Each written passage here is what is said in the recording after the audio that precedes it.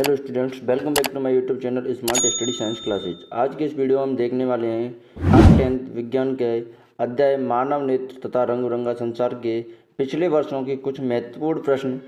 यदि आप चैनल पर नए हैं तो चैनल को सब्सक्राइब करें ताकि मेरी वीडियो का नोटिफिकेशन आपको सबसे पहले मिल सके। चलिए तो वीडियो को स्टार्ट करते हैं, जिसमें हमारा सबसे पहला प्रश्न आता है। कौन सा है सबसे पहला प्रश्न?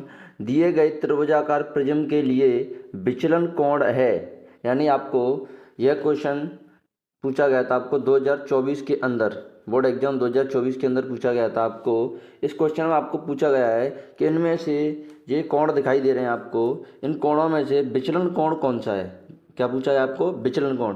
तो आपको दिखाई दे रहा है चित्र में, इस चित्र में जो आई दिखाई दे रहा है इसको बोलते हैं हम आपतन कोण, और जो ई आर दिखाई दे रहा है उसको बोलते हैं हम अपवर्तित कोण। ठीक है, और जो ई दिखाई दे रही है उसको बोलते हैं हम निर्गत कोण। अब विचलन का मतलब होता है अपने पथ से दूसरे पथ पर जाना। यानी अब एक तरीके से कहने का मतलब होता है, विचलन का मतलब होता है अपने पथ से भटक जाना। अब आप देख सकते हैं कि ये जो आपतित किरण है आपकी, जो मैं रेड पेन से डार्क कर रहा हूँ, ये जानी तो ऐसे चाहिए थी, जैसे डॉट डॉट दिखा रखा है आपको, जानी तो ऐसे चाहिए थी, पर ये अपवर्तन के पश्चात ऐसे निकल गई। और इसी प्रकार ये किरण जो आपकी अपवर्तित हुई है, लास्ट में निर्गत हुई है, ये जा तो ऐसे रही थी, लेकिन जैसे ही हमने इन दोनों किरणों को पीछे डैश डैश करके मिलाया तो ये दोनों किरणें एक कोण पर मिल रही हैं, आपस में एक कोण मिलकर एक कोण बना रही हैं। इस कोण को बोलते हैं हम विचलन कोण। यानी जो एक्स आपको दिखाई दे रहा है वो क्या है? विचलन कोण। और जो पी के नीचे कोण बना हुआ है इसको बोलते हैं हम प्रिज्म कोण। क्या बोलते हैं? प्रिज्म कोण। ये आपका क्या होता है? प्रिज्म कोण। जो कोण पी दिखाई दे रहा है आपको, कोण पी के नीचे जो कोण है वो दिखाई दे रहा है, उसको क्या बोलते हैं हम? प्रिज्म कोण। तो इस प्रकार इसको क्वेश्चन का आंसर क्या हो जाएगा हमारा? ऑप्शन नंबर सा, यानी जो एक्स है वो क्या है? विचलन कोण। चलिए अगली क्वेश्चन की ओर मूव करते हैं। दूसरा क्वेश्चन आता है हमारा, अग्रिम सूर्योदय एवं विलंबित सूर्यास्त का कारण क्या है। यानी जो सूर्योदय से पहले जो लालिमा दिखाई देती है और सूर्यास्त के बाद भी जो लालिमा दिखाई देती है उसका कारण क्या है। तो इसका सीधा सीधा आंसर दे रखा है आपके एनसीईआरटी के अंदर, वायुमंडलीय अपवर्तन। यानी जो अग्रिम सूर्योदय और विलंबित सूर्यास्त है वो किसके कारण होता है? वायुमंडलीय अपवर्तन के कारण। ठीक है, अगला क्वेश्चन है हमारा क्वेश्चन नंबर 3। यह क्वेश्चन भी आपको जो विलंबित अग्रिम सूर्योदय विलंबित सूर्यास्त वाला क्वेश्चन भी आपको बोर्ड एग्जाम 2024 के अंदर पूछा गया है। ठीक है, इसी प्रकार तीसरा क्वेश्चन हमारा, दीर्घ दृष्टि दोष निवारण में खाली जगह लेंस उपयोगी होता है। यानी आपको 2024 के अंदर ये क्वेश्चन पूछा गया था खाली जगह के अंदर कि दीर्घ दृष्टि दोष के निवारण में कौन सा लेंस उपयोगी होता है। ठीक है, तो इस क्वेश्चन का आंसर हो जाएगा दीर्घ दृष्टि, यानी जिसे आप क्या बोलते हैं? दूरदृष्टि दोष। दीर्घ दृष्टि दोष को भी क्या बोलते हैं हम? दूरदृष्टि दोष। अब दूरदृष्टि दोष क्या होता है? यानी ऐसा रोग जिसमें व्यक्ति को दूर की वस्तु तो दिखाई देती है परंतु निकट की वस्तु दिखाई नहीं देती, उसे क्या बोलते हैं? दूरदृष्टि दोष। ठीक है, तो इस क्वेश्चन का आंसर क्या हो जाएगा? यानी दीर्घ दृष्टि दोष का निवारण कौन से लेंस के द्वारा होता है? उत्तल लेंस के द्वारा। यदि आपको और पूछ लिया जाता है कि निकट दृष्टि दोष का निवारण किसके द्वारा होता है, तो उसका आंसर होगा अवतल लेंस द्वारा। किसके द्वारा? अवतल लेंस द्वारा। इसके लिए आपको एक ट्रिक बता दूं मैं, इसके लिए ट्रिक याद रखनी है आपको, उड़ान। क्या याद रखना है? उड़ान। अब उड़ान में यू का मतलब होता है आपका उत्तल लेंस, उत्तल। यू का मतलब क्या होता है आपका? उत्तल लेंस। ठीक है, डी का मतलब दूरदृष्टि दोष, यानी दूरदृष्टि दोष के लिए कौन सा लेंस उपयोग होता है? उत्तल लेंस। इसी प्रकार ए का मतलब होता है अवतल लेंस। ए का मतलब क्या होता है? अवतल लेंस। और एन का मतलब क्या होता है? निकट दृष्टि दोष। यानी आप दोनों लेंस दोषों के निवारण के लिए ट्रिक याद रख सकते हैं, उड़ान। ठीक है, चलिए अगले क्वेश्चन की ओर मूव करते हैं। अगला क्वेश्चन हमारा क्वेश्चन नंबर 4। ठीक है, क्वेश्चन नंबर 4 कौन सा है कि नेत्र का कौन सा भाग पुतली के साइज को नियंत्रित करता है। तो इसका आंसर हो जाएगा आपका परितारिका। क्या है? परितारिका। यानी मानव नेत्र की जो परितारिका है वो पुतली के आकार को, यानी पुतली के साइज को नियंत्रित करती है। अगर पुतली के आकार की बात करें तो पुतली प्रकाश की मात्रा को नियंत्रित करती है कि आँख के अंदर कितना प्रकाश प्रवेश करेगा। ठीक है, तो इस क्वेश्चन का आंसर क्या हो जाएगा? क्वेश्चन नंबर 4 का परितारिका। ठीक है, अगले क्वेश्चन की ओर मूव करते हैं। अगला क्वेश्चन है हमारा कि परितारिका की पेशियां नियंत्रित करती हैं। यह क्वेश्चन आपको 2023 के अंदर पूछा गया था। कब पूछा गया था? 2023 के अंदर। जो प्रतारिका की पेशियां हैं नियंत्रित करती हैं। आप देख सकते हैं आप कि देखो 2024 के अंदर इसी क्वेश्चन को कैसे पूछा गया है, 1 नंबर के अंदर, ठीक है, यानी बिना ऑप्शनल टाइम में पूछा गया है। और 2023 के अंदर इसी क्वेश्चन को कैसे पूछा गया था, ऑप्शन टाइप में, यानी जो प्रतारिका की पेशियां हैं वो किसको नियंत्रित करती हैं। ए ऑप्शन है आपके पास प्रकाश नाड़ियाँ, ए ऑप्शन कौन सा है, प्रकाश नाड़ियाँ। बी ऑप्शन है नेत्र लेंस की फोकस दूरी। सी ऑप्शन है पुतली का आकार। डी ऑप्शन है क्रिस्टलीय लेंस की आकृति। आप देख सकते हैं इस क्वेश्चन को कितना घुमाया हुआ है कि अभी 2024 के अंदर पूछा गया था, यानी नेत्र का कौन सा भाग पुतली के साइज को नियंत्रित करता है, तब तो आंसर क्या था, प्रतारिका। लेकिन 2023 के अंदर क्या पूछा गया, प्रतारिका की पेशियां किसको नियंत्रित करती हैं, तो आंसर वही क्या, ऑप्शन नंबर सा, पुतली का साइज। पुतली के साइज को नियंत्रित कौन करता है, प्रतारिका। ठीक है, अगला क्वेश्चन है हमारा प्रश्न नंबर 6। मानव नेत्र का नामांकित चित्र बनाते हुए इसके किन्हीं 2 प्रमुख भागों का वर्णन कीजिए। ठीक है, इसमें क्या करना है आपको कि मानव नेत्र का चित्र बनाना है और किन्हीं 2 भागों को वर्णन करना है, नहीं बताना है 2 भागों के बारे में, आँख के कोई भी 2 भागों के बारे में। तो इसमें बता रखा है पहले कि श्वेत मंडल, जिसे आप क्या कहते हैं, कॉर्निया, यह क्षेत्र के अग्रभाग पर पारदर्शी झिल्ली होती है। जो कॉर्निया होती है वो आँख के सबसे आगे जो पारदर्शी झिल्ली होती है वो क्या होती है, कॉर्निया। नेत्र में प्रवेश करने वाली प्रकाश किरणों का अधिकांश अपवर्तन कॉर्निया के बाहरी पृष्ठ पर होता है। अपवर्तन कहाँ से होता है प्रकाश का, कॉर्निया के बाहरी पृष्ठ से। ठीक है, दूसरा भाग बता रखा है इसमें क्या, प्रतारिका, यानी यह पुतली के आकार को नियंत्रित करता है। जो दोनों भागों का वर्णन हो गया।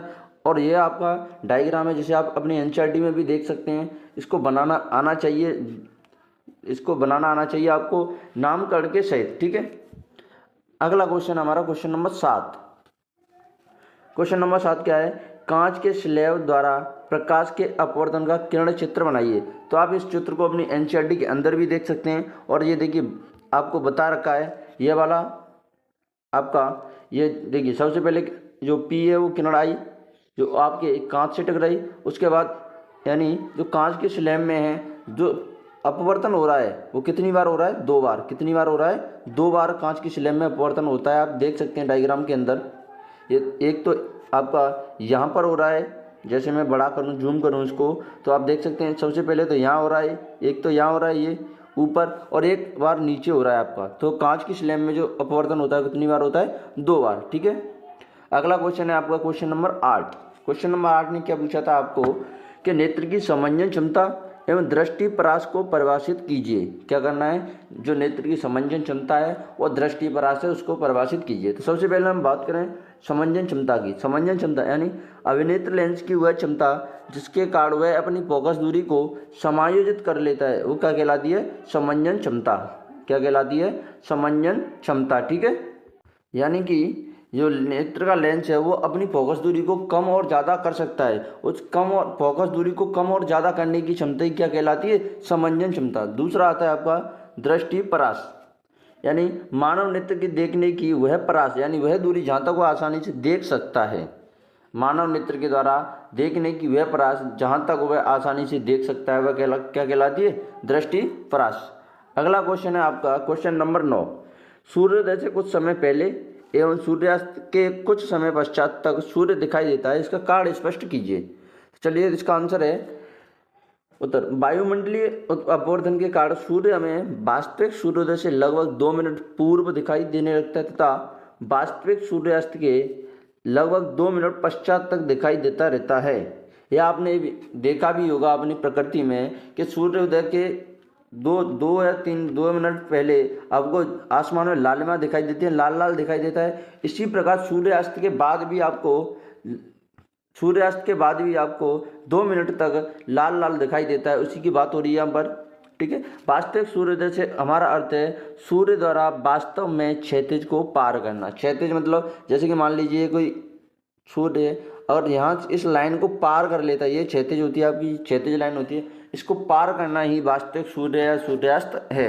ठीक है, उसके बाद है आपका, उसके बाद क्या है, वास्तविक सूर्यास्त तथा आभासी सूर्यास्त के समय का अंतर लगभग कितना होता है, 2 मिनट। इसी प्रघटना के कारण ही सूर्य तथा सूर्यास्त के समय सूर्य की चक्र का चपटी दिखाई देती है। और आपने जो सूर्य की चक्र का यानी जो भाग है सूर्य का वो आपको चपटा प्रतीत होता होगा। यह आपका सूर्योदय से कुछ समय पहले तथा कुछ सूर्योदय के कुछ समय पश्चात तक दिखाई देने का कारण। ठीक है, अगला क्वेश्चन है आपका क्वेश्चन नंबर 10। क्वेश्चन नंबर 10 क्या है, श्वेत प्रकाश के वर्ण विक्षेपण से क्या अभिप्राय है। यानी इसके अंदर कुछ नहीं करना, आपको श्वेत प्रकाश के विक्षेपण की परिभाषा लिखनी है। तो प्रकाश का अपने अवयवी रंगों में विभाजन होने का प्रक्रम क्या कहलाता है, प्रकाश का विक्षेपण। अब अपने अवयवी रंग कौन से, जिनसे प्रकाश मिलकर बना होता है। अब जानते हैं कि प्रकाश कितने रंगों से मिलकर बना होता है, 7 रंगों से। कितने रंगों से मिलकर बना होता है, 7 रंगों से।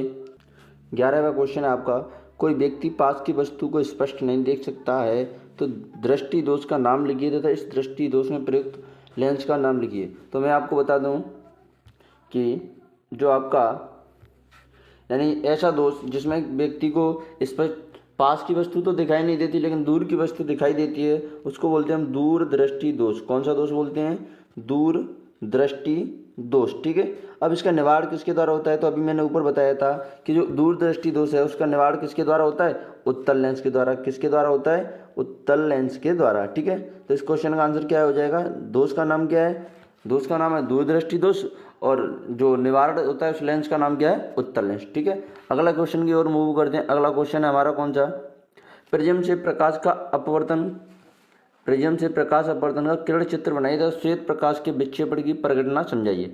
यानी परिघटना समझाने का मतलब वही आपको डेफिनेशन लिखनी है और जो आपको डेफिनेशन है और उसमें लिख रखा है एनसीईआरटी में वो लिखना है आपको। और डायग्राम मैंने बना रखा है इसमें, आप देख सकते हैं। और ऊपर भी बताया था आपको 2024 के अंदर ये डायग्राम में आपको पूछा गया था और इसमें बनाना था। ठीक है, अगला क्वेश्चन है आपका प्रश्न नंबर 13। ठीक है, टिंडल प्रभाव को संक्षेप में समझाइए। तो पृथ्वी का वायुमंडल सूक्ष्म कणों का एक विषमांगी मिश्रण होता है। इन कणों में धुआं, जल की सूक्ष्म बूंदें, धूल के निलंबित कण तथा वायु के अणु सम्मिलित होते हैं। यानी इन कणों के अंदर क्या क्या कण सम्मिलित होते हैं, जल की सूक्ष्म बूंदें, धूल के निलंबित कण तथा वायु के अणु सम्मिलित होते हैं।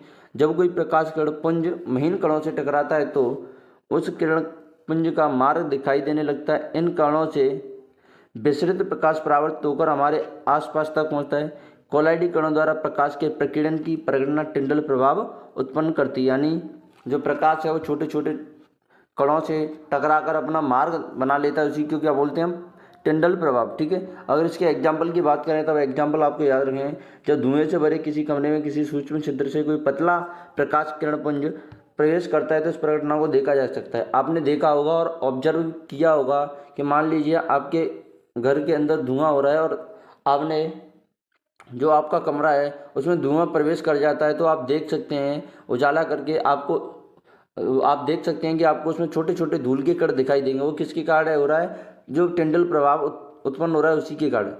और दूसरा एग्जाम्पल है आपका, जब किसी घने जंगल के बिताने कैनोपी से सूर्य का प्रकाश गुजर जाए तो टिंडल प्रभाव को देखा जा सकता है। दूसरा एग्जाम्पल कौन सा है, कि कभी कभी आप जंगल में गए होंगे तो आपने देखा होगा कि जो घने जंगल हैं उनके पेड़ों की जो डालियाँ हैं उनको बितान बोलते हैं, उनके अंदर से जो प्रकाश होकर आता है उस प्रकाश से क्या होता है, उस प्रकाश से जो आप उस प्रकाश के अंदर आपको छोटे छोटे धूल के कण दिखाई देंगे और वो धूल के कण किसको उत्पन्न करवाने में मदद कर रहे हैं, टिंडल प्रभाव को। ठीक है, तीसरा है आपको जंगल की कुहासें जल की सूक्ष्म बूंदें प्रकाश का प्रकीर्णन कर देती हैं। तीसरा कौन सा, जंगल के कुहासें, यानी बारिश के बाद जब कोई जंगल की कुहासें मतलब कुहासे का मतलब तो बारिश के बाद हमें जो वायुमंडल में छोटी छोटी सूक्ष्म बूंदें दिखाई देती हैं उसको बोलते हैं कुहासा। ठीक है, तो ये होता है आपका टिंडल प्रभाव। अगला क्वेश्चन हमारा, निकट दृष्टि दोष युक्त नेत्र का किरण चित्र बनाइए। तो आप इन दोनों डायग्रामों को बना के देख सकते हैं और ये आपके दोनों डायग्राम हैं जो कि पूछे गए हैं। ठीक है, अगला क्वेश्चन आपका, अंतरिक्ष यात्री को आकाश काला क्यों प्रतीत होता है। तो आंसर इसका, अंतरिक्ष यात्रियों को आकाश काला प्रतीत होता है क्योंकि अंतरिक्ष में प्रकीर्णन सुस्पष्ट नहीं हो पाता है, अर्थात वायुमंडल उपस्थित नहीं होता है। अंतरिक्ष यात्रियों को आकाश काला क्यों प्रतीत होता है, क्योंकि अंतरिक्ष यात्रियों बहुत अधिक ऊंचाई पर उड़ते हैं, वहाँ पर कोई जो प्रकीर्णन है प्रकाश का सुस्पष्ट किसी भी रंग का प्रकाश प्रकीर्णन सुस्पष्ट नहीं हो पाता है। या फिर ऐसे मान लो कि आप वहाँ पर कोई भी वायुमंडल उपस्थित नहीं होता है। ठीक है, अगला क्वेश्चन हमारा क्वेश्चन नंबर 16, इंद्रधनुष के बनने की प्रक्रिया को समझाइए। तो इंद्रधनुष वर्षा के पश्चात कब बनता है, इंद्रधनुष वर्षा के पश्चात आकाश में जल के सूक्ष्म कणों में दिखाई देने वाला प्राकृतिक स्पेक्ट्रम में। अगर आपको पूछ लिया जाता है कि प्राकृतिक स्पेक्ट्रम का एग्जाम्पल क्या है तो आप इंद्रधनुष लिख सकते हैं। यह वायुमंडल में उपस्थित जल की सूक्ष्म बूंदों द्वारा सूर्य के प्रकाश के परिक्षेपण के कारण प्राप्त होता है। किसके कारण प्राप्त होता है? जो सूर्य के प्रकाश के जो रंग होते हैं उनके परिक्षेपण के कारण प्राप्त होता है। इंद्रधनुष सदैव सूर्य के विपरीत दिशा में बनता है, और आप देख सकते, इसको भी याद रखना है आपको, जो इंद्रधनुष है वो कहाँ बनता है? सदैव सूर्य की विपरीत दिशा में। जल की सूक्ष्म बूंदें छोटे प्रिज्मों की भांति कार्य करते हैं। जिस प्रकार प्रिज्म प्रकाश का अपवर्तन कराता है, उसी प्रकार वहाँ पर इंद्रधनुष बनने की में जो जल की सूक्ष्म बूंदें हैं वो कार्य करती हैं। ठीक है, प्रिज्म के भांति कार्य करते हैं। सूर्य के आपतित प्रकाश को यह बूंदें अपवर्तित तथा विक्षेपित करती हैं। तत्पश्चात इसे आंतरिक परावर्तित करती हैं, मतलब अंदर ही अंदर परावर्तित करती हैं। आंतरिक परावर्तित का मतलब अंततः जल की बूंद से बाहर निकलते समय प्रकाश को पुनः अपवर्तित करती हैं। बार बार अपवर्तित होता जाता है। प्रकाश के प्रक्षेपण तथा आंतरिक परिवर्तन के कारण विभिन्न वर्णक प्रेक्षक नेत्रों तक पहुँचते हैं। यानी जो बारिश की बूंदें एक प्रिज्म की तरह कार्य करती है, उसके अंदर ही अंदर प्रकाश का अपवर्तन होता है, और धीरे धीरे करके जो प्रकाश हमारी आंखों तक पहुंचता है वो कई बार बड़ विक्षेपण, वहाँ पहुंचने के बाद, आंखों के पास पहुंचने के बाद बड़ विक्षेपण हो जाता है। मतलब जो प्रकाश श्वेत रंग का होता है उसके अंदर 7 रंग होते हैं और वो अपने रंगों में विभाजित हो जाता है। ठीक है, अगला क्वेश्चन है हमारा क्वेश्चन नंबर 17। प्रिज्म के लिए प्रिज्म कोण एवं विचलन कोण को परिभाषित कीजिए। श्वेत प्रकाश को प्रिज्म से गुजारने पर प्राप्त स्पेक्ट्रम में बड़ों का क्रम लिखिए। ठीक है, तो प्रिज्म के लिए प्रिज्म कोण क्या है? तो प्रिज्म के 2 पार्श्व फलकों के बीच के कोण को प्रिज्म कोण कहते हैं। जैसे कि मैंने अभी सबसे पहले क्वेश्चन में बताया था आपको कि जैसे मान लीजिए हमारा कोई प्रिज्म है। ठीक है, तो प्रिज्म के जो इन 2 फलकों के बीच जो कोण दिखाई दे रहा है आपको, जो मैं पेन से बना रहा हूँ, इस कोण को क्या बोलते हैं? तो प्रिज्म कोण। फलक मतलब साइड मान सकते हैं आप, तो एक देख सकते हैं, एक साइड ये है आपकी और दूसरी साइड ये है। तो प्रिज्म की 2 पार्श्व फलकों के बीच के कोण को, जो पार्श्व मतलब साइड वाले फलक होते हैं उनके बीच के कोण को क्या कहते हैं? प्रिज्म कोण। अगला क्या है? विचलन कोण। तो प्रिज्म की विशेष आकृति के कारण निर्गत किरण आपतित किरण की दिशा से कोण बनाती है, इस कोण को क्या कहते हैं? विचलन कोण। अब दिखाई देने वाले वर्णों का क्रम क्या है? बैंगनी, सबसे पहले बैंगनी दिखाई देगा, फिर जामुनी, फिर नील, जो आपका नीला है, फिर उसके बाद हरा, फिर पीला, फिर नारंगी, फिर लाल। ठीक है, इसके लिए आपको एक ट्रिक याद रखनी, क्या याद रखना है? ट्रिक यानी विबग्योर, BIBGYOR। ठीक है, इस V का मतलब वायलेट, I का मतलब इंडिगो, B का मतलब ब्लू, G का मतलब ग्रीन, Y का मतलब येलो, O का मतलब ऑरेंज और R का मतलब रेड। ये होते हैं आपके मानव नेत्र तथा रंग बिरंगे संसार अध्याय के महत्वपूर्ण पिछले वर्षों में पूछे गए प्रश्न समाप्त। यदि वीडियो आपको अच्छी लगे तो वीडियो को लाइक करें और चैनल को सब्सक्राइब करें, और वीडियो को ज़्यादा से ज़्यादा शेयर करें ताकि आपके अलावा किसी और को भी फायदा हो सके।